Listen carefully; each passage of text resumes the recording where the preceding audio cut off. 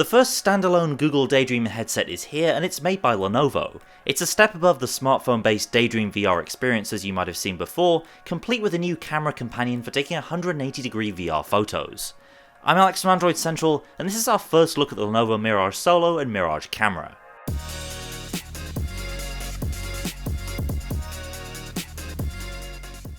For the most part, this is the Google Daydream VR you know, now available without needing to fumble around with your phone and a headset accessory. Everything needed to power your daydreaming experience is included in the Mirage Solo itself, including a high-end spec sheet framed around a Qualcomm Snapdragon 835 platform with a 5.5-inch internal Quad HD LCD display and powered by a 4000 mAh battery. Because it's a purpose-built VR device that doesn't also need to do a bunch of phone stuff in the background, there are a few other advantages as well. A wide field of vision along with world sense tracking lets you pull off more immersive moves while playing VR games, which is a major selling point for this thing over something like the vanilla Daydream View. The Mirage Solo is also designed to fit more securely and comfortably than the standard Daydream headset, with a padded foam support around the back, more even weight distribution, and a screw for keeping everything securely in place. Anecdotally, the latency of the head tracking also seems to have been improved compared to phone-based Daydream. That's a pretty important feature if you're going to be ducking and diving around like a maniac. There's also a tighter seal against your face with this foam padding, which seems to help with light leakage, one of the big immersion-breaking pitfalls of phone-based VR.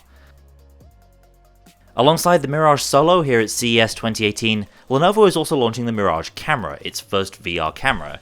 It's running a Snapdragon 626 processor with 2GB of RAM and 16GB of storage plus microSD, and it shoots photos via two 13-megapixel sensors behind f2.1 lenses. You get 180-degree stills that you can view inside any Daydream headset or download to your phone via Lenovo's app, and the camera supports 4K video capture as well at 30 frames per second. In a hotel suite with middling light, the Mirage Camera seemed to perform well, but we'll have to take it out into the real world before we know how it shakes up against the many 360-degree cameras out there. Neither of these new toys are cheap though. The Mirage Solo will sell for $449 in the US when it arrives in the second quarter of the year, and the Mirage Camera will set you back into the $299. For that kind of money, you're inching pretty close to a PC-based VR experience like Vive, but still, for a self-contained VR gadget, you're getting the full Daydream experience for far less than the cost of a flagship phone plus a compatible headset. Stick with us for more CES coverage from Las Vegas, and be sure to subscribe so you don't miss more Android goodness in 2018. Thanks for watching, and I'll see you next time.